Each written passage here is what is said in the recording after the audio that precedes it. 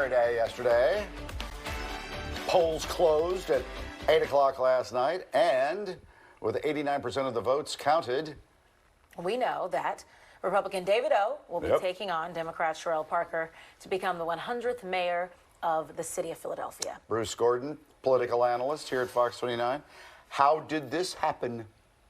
Well, look, the polls always showed Cherelle Parker was in the mix, at the top tier of the top tier of 5 candidates. And look, she had a good operation. She had endorsements that were important. And I say important in the sense that, you know, a Rebecca Reinhart, for example, gets some former mayors. Well, that's wonderful. That gets you a TV news story or a newspaper story that day, but they don't have a get-out-the-vote organization. Michael Nutter doesn't have a big organization behind him to get folks out. The building trades that endorsed Cherelle Parker, they have an organization to get folks out. So she ran a smooth campaign. I thought she did particularly well in the main debate, the Fox 29 debate. You looked at her on camera and you said, yeah, I could see that person as being mayor. No major mistakes in her race. And the big surprise really was that the margin was as big as it was. All the polling showed this to be a very close race. And through the mail-in ballot count last night, the first 55 or so thousand votes, she was dead even with Rebecca Reinhart. That's right. Once the day of votes started coming in, she jumped to a good 10, 11, 12 percentage point lead and never relinquished it throughout the evening. Really, there was relatively little drama last night. She had that double-digit lead throughout the entire evening, and there was no update that was particularly good for another candidate that maybe closed the gap. She led wire to wire. And that was what was so interesting about this, is because when we were covering this election, this race, we kept saying it's a three-way tie, and it's so close, and it's so close. So it's interesting that the polls were saying that, and then you see she took it away. Look, the polls got some of this right at the lower end, right? Alan Dom finished 4th, which is around where people thought he would finish. Mike Brown finished with about Jeff Brown finished with about 9%. The polls had him at around 10%. There was that three-way logjam at the top, and that tells me one of two things. Either the polls simply did not reflect accurately and adequately Cherelle Parker's strength, or, and this is perhaps the more likely scenario, that 15 to 20% of undecided voters that showed up in those late 2 independent polls broke heavily for Cherelle Parker.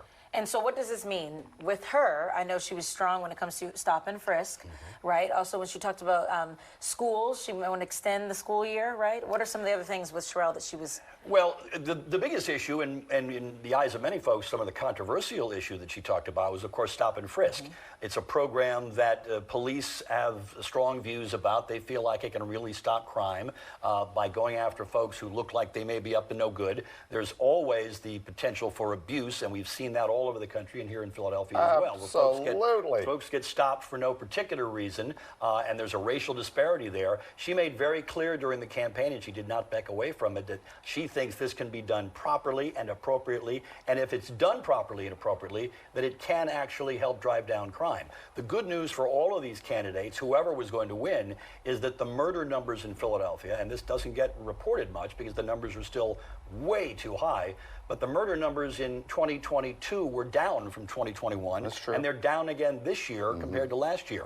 So the murder numbers in the city of Philadelphia are heading in the right direction. Still outrageously high, no one would deny that, but the numbers are moving in the right direction with regard to crime, at least.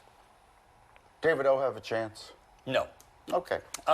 Look, David O. is a perfectly legitimate candidate. He's a real Republican. What I mean by that, he's not a disaffected Democrat who the Republican Party recruited to come over and be their candidate. He's an actual Republican with a legislative record to look at, and so he will give it a good go. But look, the margin of registration in the city is 7-1 Democrat. The last 4 elections for mayor in this city, the Democrat has won with anywhere from 75 to 85% of the vote. Good Lord. It has been years, really, since John Street, since John Street and Sam Katz back in 99 and 2003, that we had really competitive races between a Democrat and a Republican. A nail-biter in 99, a little bigger of a gap in 2003, but since then, they've been blowouts, and the Republican Party has literally fallen apart over the last decade plus, and they're going to need to get their act together because David O. is a legitimate candidate who could make this interesting. I think so, too.